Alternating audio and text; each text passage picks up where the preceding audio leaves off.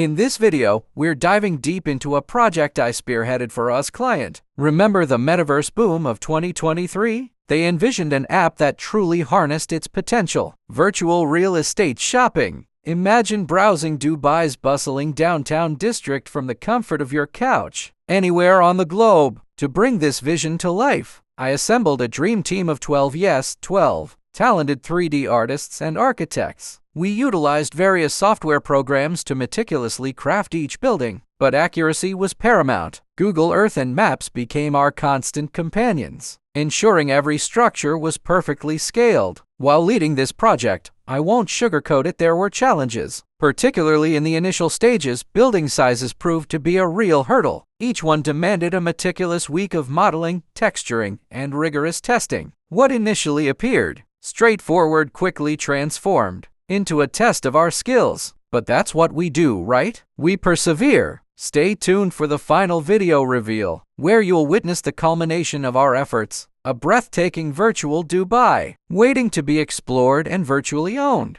The buildings as you see here are mostly made in Blender, 3D software SketchUp, 3ds Maya, 3ds Max, and Rhino. These are the common 3D software used in today's world, and what I see right now, I'm just walking through the city and then you will see the result of this whole I did for the client, and he was very happy with the work my team did. So when you walk around, a person can view any building room with every different angles, not like are making a city. Always remember that each building is important because you view a game like a person moving, and most of the details are ignored, but liking GTA game you see many buildings, see the details, see every tiny bit of details. So this is just the walk-up where you are seeing the building are there and in my camera. And don't forget to follow and subscribe for more exciting content.